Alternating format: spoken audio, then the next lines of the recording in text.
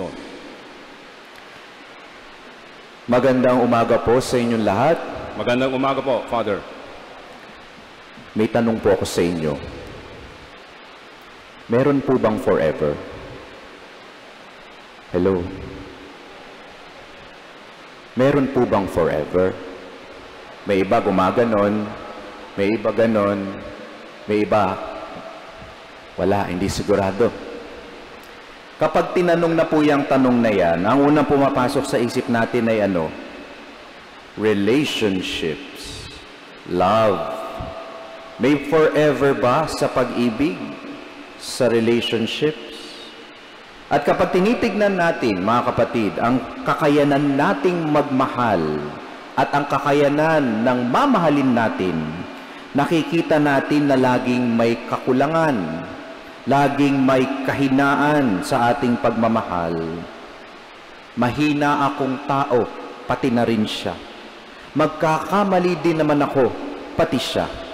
Kaya, walang forever. Ang hirap, hindi pa nga nagsisimula, hindi mo pa nasusubukang magmahal, abay sumuko ka na kaagad. And so we do not see the beauty and the wisdom of what forever can offer. Ang nakikita lang natin, the burden of forever, dahil sa mga kahinaan natin, dahil sa limitadong kapasidad natin. Alam niyo mga kapatid, ganyan natin minsan tignan ang kasal. We do not see the beauty and the wisdom of marriage. We just see the difficulty of it, not because of what it promises, but because of our inability to keep our promise, panghabang buhay. And so, kapag kahinaan lang natin ang nakikita natin, we compromise, and in the process, we distort the plan of God for marriage. Alam ko mga kapatid, na sa panahon natin ngayon dito sa ating bansa, hot topic ang diborsyo. You know, in a recent survey done by Okta last June, almost 40% of Filipinos favor the legalization of divorce. 80% of our country are Catholics, by the way. So kung titingnan ko kayo ngayon, 4 out of 10 who are here favor divorce. Kung pagbabasihan natin yan, you know, our own experience, our friends' experience in love and in marriage, our family's experience in marriage, our imagined experience of our marriage, all of them imperfect, all of them not the ideal.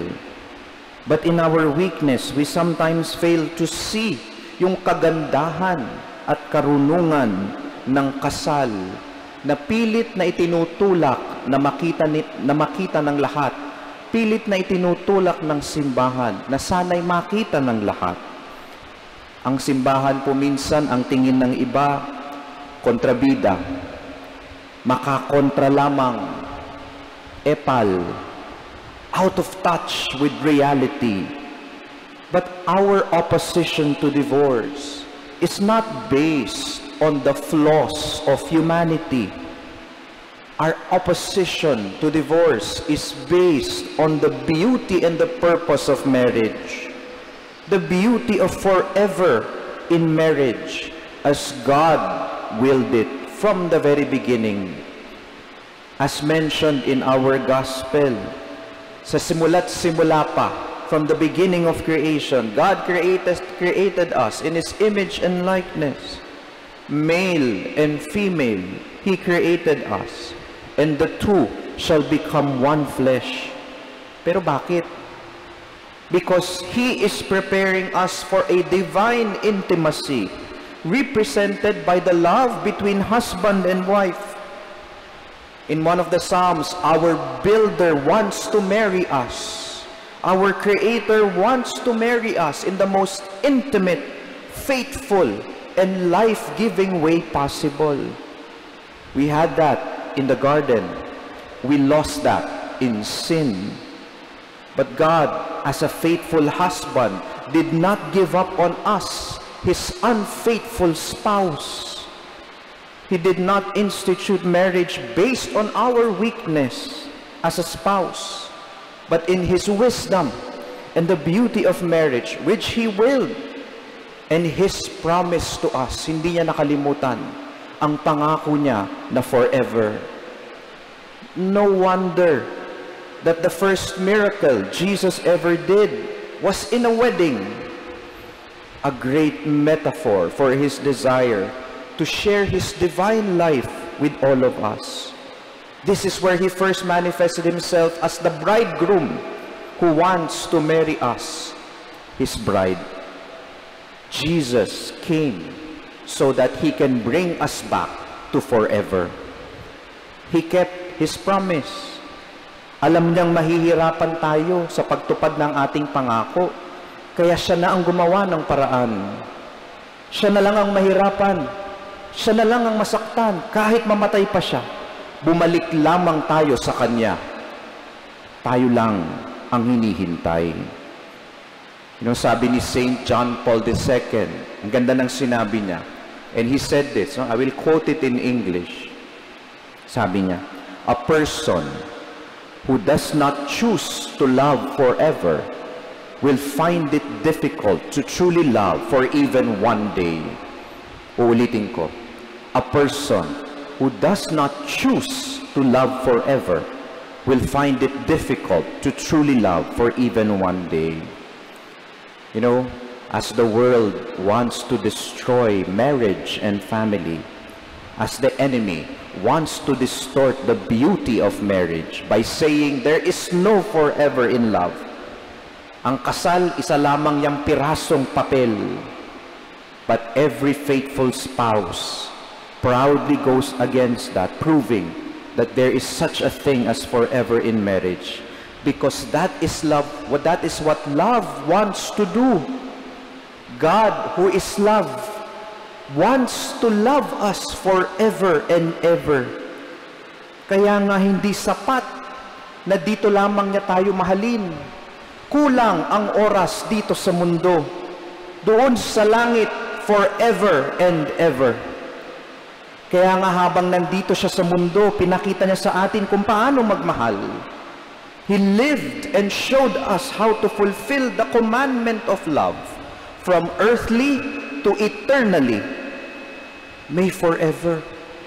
And marriage is a beautiful image of that forever. Let us be clear, lalo na po doon sa mga gustong magpakasal. Saying your I do does not mean you can. Hindi porket kaya mong magpakasal, magpapakasal ka. Many marry just because they can, dahil gusto lang nila. At bandang huli, they fail miserably. At kapag nakita na nila ang kahinaan ng isa't isa, sabi nila, ayoko na. Tama na.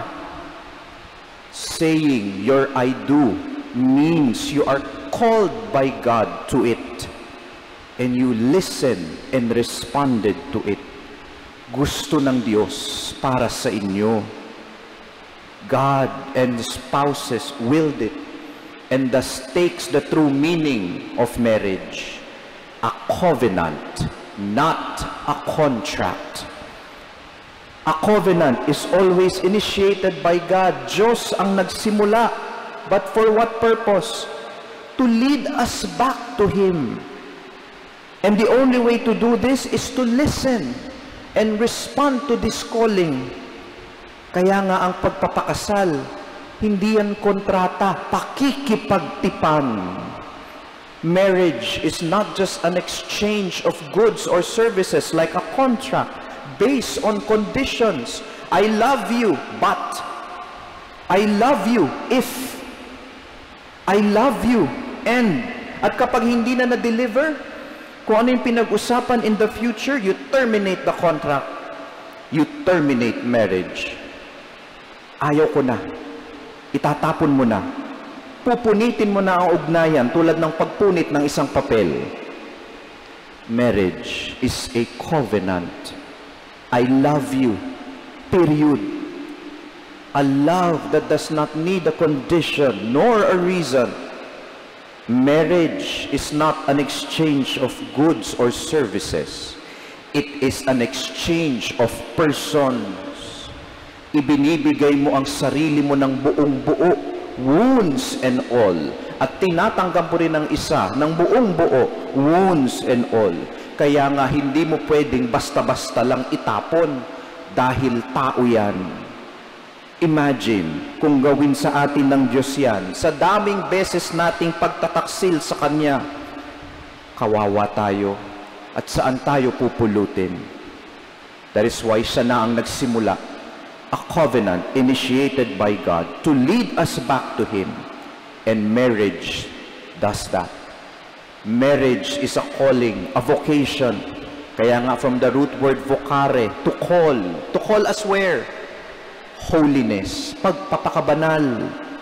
Kapag tinawag ka sa isang vocation, halimbawa sa buhay pagpapari, o kaya single blessedness or consecrated life, pati kasal, buhay mag-asawa, believe it or not, diyan ka pinakamagiging banal. Kaya yung mga tinawag sa kasal, yung mga mag-asawa na naririto, tinawag kayo sa pagpapakasal o buhay mag-asawa dahil diyan kayo magiging santo. May isang ikinakasal, a groom, tinanong siya ng isang pari on his wedding day, bakit mo pakakasalan yung babae, yung wife, your future wife, bakit mo siya pakakasalan? Marami siyang dahilan. Good looks, her charm, her personality, her disposition, her lovely heart, her family, her desire for a family. Pero alam mo kung anong sinagot ng lalaki? Father, because she is the best chance I could have to enter the kingdom of God. Beautiful. Sino ho dito ang mga kasal na 25 years to 30 years? Wow. 31 years to 40 years. Wow. 41 years to 50 years. Wow. Sino dito kinasal higit 50 years na? Nakalagpas na ng 50 years. Wow, palakpakan po natin sila.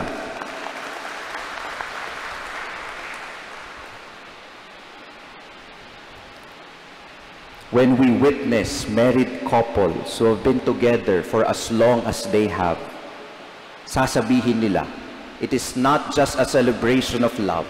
It is not just a celebration of faithfulness. It is a celebration of forgiveness. Natuto silang magpatawad. For those na nag-iisip magpakasal, tip, kung hindi mo kayang magpatawad, huwag kang magpakasal. Ulitin ko, if you cannot forgive, then do not marry.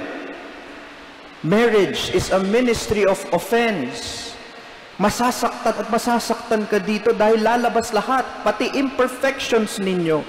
And God used marriage so that the husband and wife can offend each other and then make each other humble and then forgive.